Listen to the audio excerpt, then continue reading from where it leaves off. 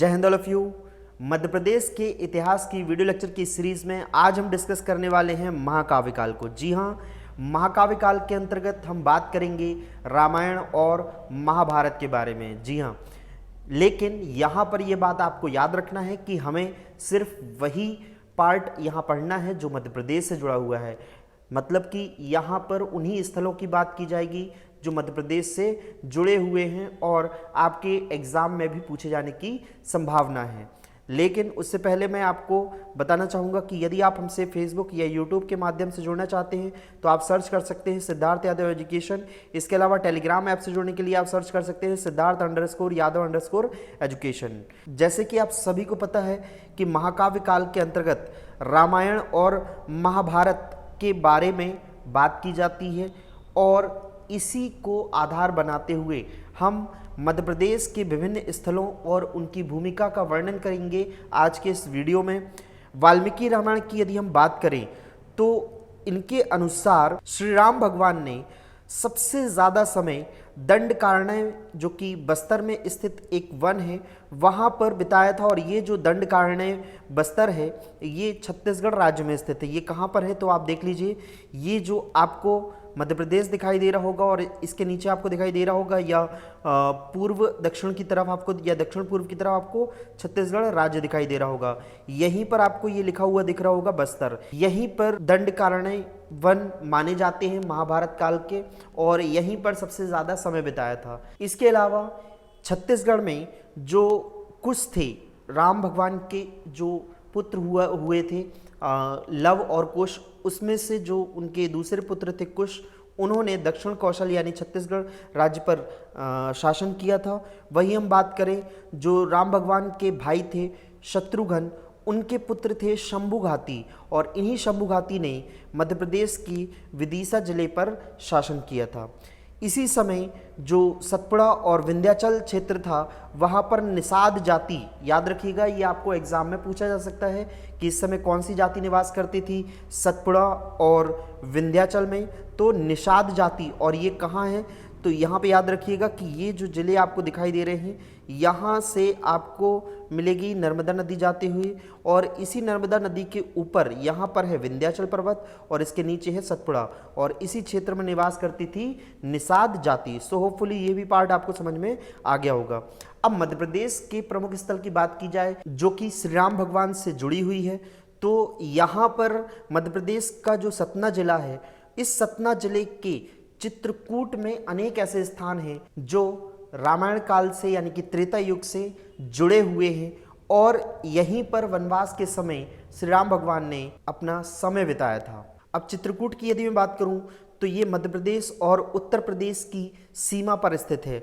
आप ये पहले देख लीजिए ये कहाँ पर स्थित है तो ये देखिए, ये आपको मध्य प्रदेश का मैप दिखाई दे रहा होगा। यहाँ पर आप देखिए कि जो ये जिला आपको दिखाई दे रहा है ये है सतना और सतना के ही पूर्व की तरफ जाएंगे आपको तो यहाँ पर बॉर्डर में ही आपको चित्रकूट दिखाई देगा। ये देखिए ये है सतना का एक्चुअल मैप। यहाँ पर जब आप इसे जूम करेंगे तो आप देखिए यहाँ पर आपको दिखाई दे रहा होगा ये चित्रकूट। तो यहीं पर श्री राम भगवान ने अपने वनवास के समय के दौरान अपना समय व्यतीत किया था। एक और फैक्ट बहुत इंपॉर्टेंट है जो आपको यहाँ याद रखना होगा कि ये किस नदी के किनारे स्थित है तो याद रखिएगा चित्रकूट मंदाकिनी नदी के किनारे स्थित है। आपसे ये कभी भी किसी भी एग्जाम में पूछा जा सकता है कि चित्रकूट किस नदी के किनारे स्थित है तो आपको याद रखना होगा मंदाकिनी नदी के किनारे स्थित है और ये भारत के प्राचीन एवं महत्वपूर्ण तीर्थ स्थलों में से एक है। सो होपफुली ये फैक्ट आप याद रखेंगे अच्छे से। चित्रकूट के बारे में एक और बात कही जाती है कि जो ब्रह्मा विष्णु महेश थे उन्होंने यहीं पर बाल अवतार लिए थे। जी हाँ, यहाँ पर इन्होंने बाल अवतार लिए थे, ये भी याद रखिएगा आप यहाँ पर। और जैसा कि मैं बता चुका हूँ कि वनवास के समय चित्रकूट में ही समय बिताया था श्री राम भगवान ने, लेकिन वो कहाँ रुके थे तो याद रखिएगा महर्षि अत्रि और सती अनसुईया के अतिथि बनकर उन्होंने यहाँ पर निवास किया था। अब चित्रकूट के यदि मैं प्रमुख स्थलों की बात करूं तो यहाँ पे कुछ प्रमुख स्थल है जैसे कि रामघाट, कामदगिरी पर्वत है ये कामदगिरी पर्वत, राम भरत मिलाप मंदिर, जानकी कुंड, स्फटिक शिला, सती अनुसुईया आश्रम और हनुमान धारा। इसके अलावा और भी प्रमुख स्थल हैं जिसे हम एक एक करके यहाँ पर डिस्कस करेंगे। सबसे पहले बात करते हैं हम यहाँ पर रामघाट के बारे में। जी हाँ, रामघाट भी याद रखिएगा मंदाकिनी नदी के किनारे स्थित है। ये छोटे छोटे पॉइंट आपको एक एक नंबर दिला सकते हैं आपके एग्जाम में, तो एक एक करके आप इन पॉइंट्स को नोट करते जाइएगा और इनके जितने अच्छे तरीके से नोट्स प्रिपेयर करेंगे आप उतना ज़्यादा अच्छा होगा, जिसकी वजह से आप मार्क्स ज़्यादा से ज़्यादा गेन कर सकेंगे। यहाँ आप ये भी याद रख सकते हैं कि जो रामघाट है वहाँ पर श्री राम भगवान, माता सीता और लक्ष्मण जी ने कुछ समय व्यतीत किया था। अब बात करते हैं भरतकूप के बारे में। तो देखिए, भरतकूप के बारे में एक ऐसी मान्यता है कि जब भगवान श्री राम का राजाभिषेक होना था तो उसके लिए सभी नदियों का जल एकत्रित करने को कहा गया था, और ये जो जल है वो एकत्रित करके अत्रि मुनि जो थे उनके परामर्श पर उन्हें एक जलकूप में रख दिया गया था, और यही जलकूप आज भरतकूप के नाम से जाना जाता है। भरतकूप के बाद यदि मैं बात करूं तो यहाँ पर एक बहुत ही प्रमुख स्थल है कोटि तीर्थ। कोटि तीर्थ की यदि मैं बात करूं तो ये एक पर्वत पर स्थित है और इसे पौराणिक काल में शंकरषण पर्वत के नाम से भी जाना जाता था। वहीं इसका एक और अलग नाम मिलता है जो कि महर्षि कोटेश्वर का स्थान के नाम से भी जाना जाता है। ऐसा माना जाता है कि जो कोटि कोटि मुनि थे उन्होंने यहाँ पे लगभग 10,000 वर्ष तपस्या की थी, लेकिन ये सिर्फ जनश्रुति पर आधारित है। अब यहाँ हम बात करें स्फटिक शिला के बारे में, तो स्फटिक शिला के बारे में ऐसा माना जाता है कि जब श्री राम भगवान और सीता माता चित्रकूट से अत्रि मुनि के आश्रम को जाते थे तो बीच में वो आराम करने के लिए पयस्विनी नदी के तट पर एक शिला पर आराम करते थे, और इसी शिला को आज इस समय स्फटिक शिला के नाम से जाना जाता है। ये देखिए, ये जो नदी आपको दिखाई दे रही है ये है पयस्विनी नदी, और यहीं पर आपको ये जो लोग बैठे हुए दिखाई दे रहे हैं ये स्फटिक शिला के पास बैठे हुए दिखाई दे रहे हैं। ये जो शिला आपको दिखाई दे रही है ये है स्फटिक शिला। स्फटिक शिला के बाद आते हैं हम सती अनसुईया आश्रम। सती अनसुईया आश्रम आप सिर्फ इस तरह से याद रखिएगा कि महर्षि अत्रि जी और जो माता अनसुईया थी उनका पवित्र स्थल, यह तपस्या का पवित्र स्थल सती अनसुईया आश्रम के नाम से आज जाना जाता है। और ये आश्रम जानकी कुंड से लगभग 15 किलोमीटर दूर दक्षिण में स्थित है, और जो कि स्फटिक शिला के कुछ दूर ही स्थित है। सती अनसुईया आश्रम की ये कुछ प्रमुख तस्वीरें हैं जो आप यहाँ पर देख रहे हैं। इसके बाद बात करते हैं हम प्रमोद वन के बारे में। तो ये भी याद रखिएगा, ये भी पयस्विनी नदी के तट पर स्थित है। यहाँ पे आपको बहुत ही ज़्यादा महत्वपूर्ण है कि आपको ये बात याद रखें कि कौन सा स्थान किस नदी के तट पर स्थित है, क्योंकि यहाँ पर मैंने मंदाकिनी नदी के बारे में भी बात की है और पयस्विनी नदी के बारे में भी बात की है। तो आपको याद रखना है कि प्रमोद वन किस नदी के किनारे स्थित है, किस नदी के तट पर स्थित है, तो पयस्विनी नदी के तट पर स्थित है। और ऐसा माना जाता है कि श्री राम भगवान और जानकी माता यहाँ पर इस वन का विहार करने के लिए आते थे, इसी कारण इस वन का नाम प्रमोद वन के नाम से भी जाना जाता है। अब चित्रकूट में सबसे प्रमुख स्थलों में से यदि मैं बात करूं तो एक प्रमुख स्थल है रामवन, और रामवन में भी सबसे प्रमुख है यहाँ पर बजरंगबली की मूर्ति। जी हाँ, ये जो बजरंगबली की मूर्ति आप देख रहे हैं इसके लिए ऐसा माना जाता है कि इसकी लंबाई हर साल बढ़ जाती है, और यही बजरंगबली की मूर्ति रामवन में स्थापित होने के कारण इसे रामवन हनुमान के नाम से भी जाना जाता है। इस मूर्ति की स्थापना की बात करूं तो इसकी स्थापना सेठ बाबू शारदा प्रसाद ने की थी 1936 में। बात करें इस मूर्ति के कारीगर की तो इसे बनाया था सन्यासी महाराज ने, जो कि बीरसिंहपुर से थे। इसके 3 साल बाद ही 1939 में एक मानस संघ ट्रस्ट बना था, और इसी के अधीन 1959 में यानी कि 1959 में यहाँ पर तुलसी संग्रहालय स्थापित किया गया था। तो यदि आपसे पूछा जाए तुलसी संग्रहालय कहाँ पर स्थित है तो आप बता सकते हैं चित्रकूट में, और चित्रकूट में भी कहाँ पर स्थित है तो रामवन में। आपको यह क्वेश्चन पहले भी पूछा जा चुका है, तो आपको इसे बहुत अच्छे से याद रखना है कि तुलसी संग्रहालय कहाँ पर स्थित है तो चित्रकूट में, और चित्रकूट में भी कहाँ पर स्थित है तो रामवन में। देखिए, तुलसी जी को हम जब दवाई के तौर पर लेते हैं तो उसे हम कूट देते हैं, तो याद रखिएगा चित्रकूट, कूट देते किसे, तुलसी को, तो तुलसी जो संग्रहालय है, तुलसी संग्रहालय, वो कहाँ पर स्थित है, रामवन में। और रामवन से कैसे जोड़ेंगे, तो राम भगवान से जुड़े हुए तुलसीदास, और इसी से आप याद रख सकते हैं कि रामवन में तुलसी संग्रहालय स्थित है। रामवन के बाद यदि मैं बात करूं तो यहाँ पर है एक श्री राम सैया। जी हाँ, श्री राम सैया, ये आप जो देख रहे हैं, ये जो शिला आपको दिखाई दे रही है, इसे ही हम श्री राम सैया के नाम से जानते हैं, जहाँ पर श्री राम भगवान शयन किया करते थे, तो इसे इसी वजह से श्री राम सैया के नाम से जाना जाता है। इसके बाद आता है हनुमान धारा। हनुमान धारा के बारे में जो जनश्रुति के माध्यम से हमें पता चलता है कि जब भगवान श्री राम स्वर्ग जाने लगे थे, तब उन्होंने हनुमान जी को इस स्थान को, ये जो स्थान आपको दिखाई दे रहा है, इस स्थान को अपना निवास स्थान बनाने की सलाह दी थी, क्योंकि जब वह लंका में आग लगाकर आए थे और सूर्य के निकल जाने पर भी जो उनके शरीर के अंदर गर्मी थी वो शांत हो सकती थी इसी स्थान में रहने पर, तो इसी वजह से इस स्थान को हनुमान धारा के नाम से जाना जाता है। ये भी एक बहुत ही प्रमुख स्थल है चित्रकूट का।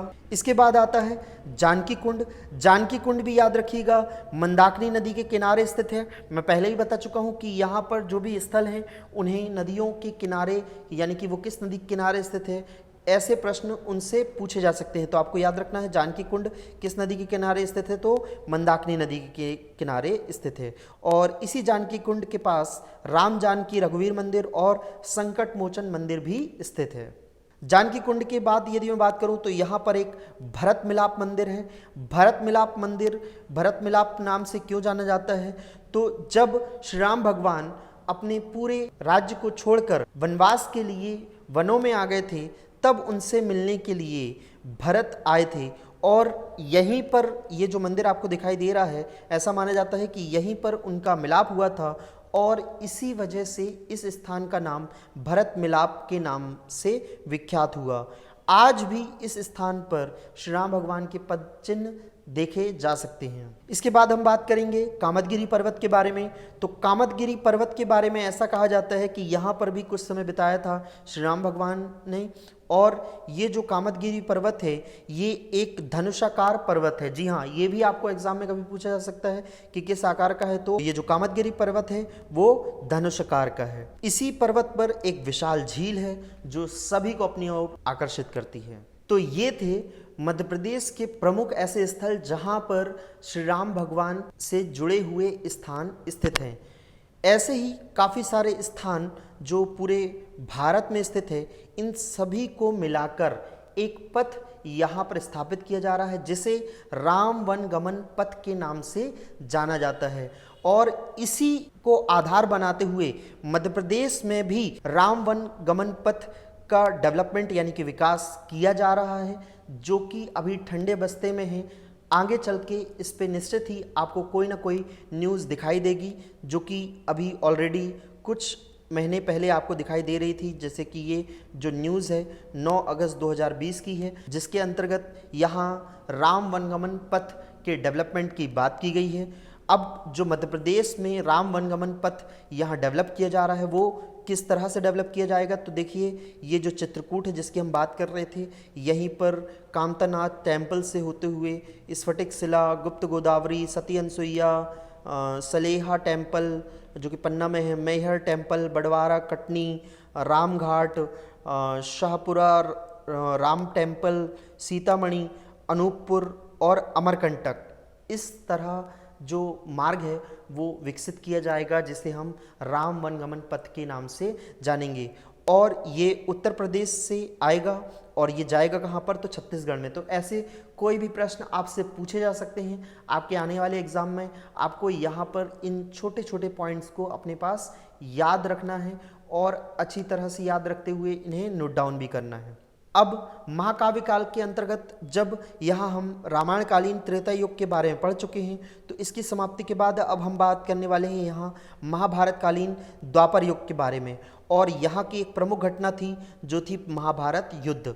अब यदि महाभारत युद्ध की बात करूँ तो ये पांडवों और कौरवों के बीच हुआ था।